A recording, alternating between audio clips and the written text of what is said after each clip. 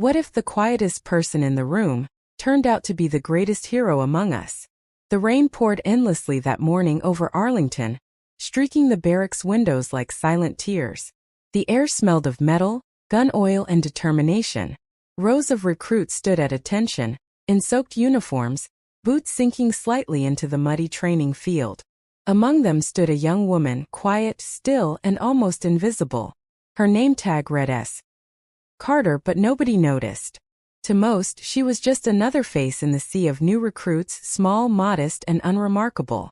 But what if I told you, this unassuming recruit was about to shatter every expectation? Welcome to Storysphere, where hidden legends come to life. That morning, the base commander had no idea that history was standing among them. Samantha Carter had walked through fire to reach that moment. Not the kind that burns the skin, the kind that scorches the soul. Her father had served in the Marines for 30 years. A man of discipline, integrity, and silent strength. He died during a mission in Kandahar, when Samantha was only 16. The folded flag they handed her at his funeral felt heavier than any weapon she'd ever hold. It wasn't just fabric. It was a promise. A promise that one day she'd wear the same uniform. Not just to honor him, but to prove that sacrifice meant something. But the road to that uniform wasn't easy. At 17, she was homeless for months, after her mother's illness consumed their savings. She slept in her father's old truck, studied under streetlights, and worked night shifts at a diner. Every dollar she saved was a step closer to the life she dreamed of, the one that began with enlistment papers. When she finally walked into the recruitment office, bruised by life, but unbroken in spirit, the sergeant behind the desk looked her up and down with skepticism. "You sure about this, kid?" he asked. She didn't answer with words. She simply slid her father's service badge across the desk. Training was brutal, the kind of brutal that broke bones, spirits, and confidence. But Samantha had learned long ago that pain was temporary. Quitting was forever. When her drill sergeant barked orders, when the obstacle courses tore her palms raw, when the other recruits snickered because she was the smallest, she kept her eyes forward. There was something in her that didn't belong to this world. A quiet fire, patient but unstoppable. And though the others didn't see it, her instructors started to. Rumors spread quietly. She scored perfect marksmanship. She ran longer than anyone else in her platoon. Her endurance tests broke academy records. And yet she never celebrated, never bragged. She just saluted, whispered a quiet "yes, sir," and moved on. By graduation, she'd earned not only her uniform, but something far rarer, respect. Still, none of them knew who she really was. Because Samantha Carter wasn't just a recruit.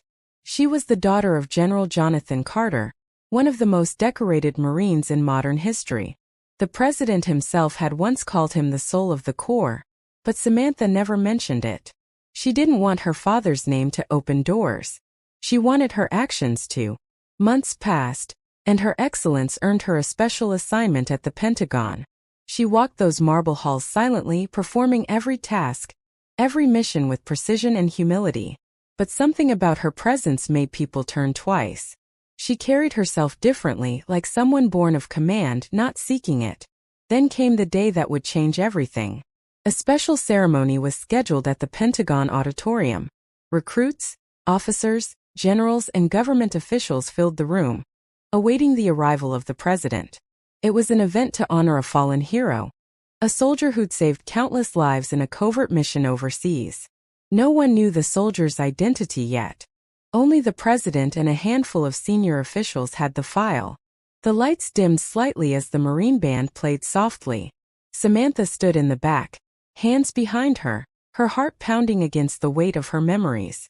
She had volunteered for that mission 6 months ago, the one that went wrong, the one where she had carried 3 wounded soldiers through enemy fire to safety. She had nearly died that night. She hadn't done it for medals or recognition. She'd done it because that's what her father would have done. And yet, as she stood there, forgotten among higher ranks, she didn't expect what would happen next. When the president entered, the room snapped to attention. The crowd hushed as he approached the podium. His voice was steady but emotional. He spoke about courage, duty, and the kind of bravery that doesn't make headlines. Then he said, Today we honor a soldier who reminded this nation what true leadership looks like. Not through rank, but through sacrifice. He paused. The room waited. Then he looked toward the back, directly at her. "Corporal Samantha Carter," he said slowly. "Please step forward." Every head turned.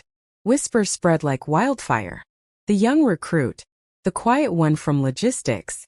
Samantha froze for a second, unsure if she had heard right. But the president's eyes held hers, warm and knowing.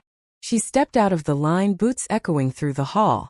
Every step she took was heavy with disbelief, humility, and something she couldn't name.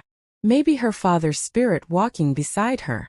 As she reached the front, the President, Commander-in-Chief of the United States Armed Forces, stood from behind the podium. The generals followed. Then the entire auditorium rose. Every soldier, every officer, every civilian stood in reverent silence as the President extended his hand. "They thought you were just a recruit," he said softly. "But your actions remind us all that heroes wear no rank." Tears blurred her vision. Her salute trembled slightly as he pinned a silver star to her uniform. In that moment, the echoes of her father's voice seemed to whisper through her heart. "You made it, kiddo."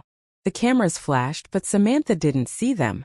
All she could see was her father's old badge in her pocket, the same one she'd carried into every battle, every trial. The applause roared through the hall, but she only heard one sound, the steady rhythm of her own heartbeat. Alive, proud, unbroken.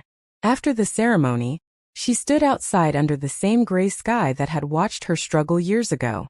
Only this time it wasn't raining.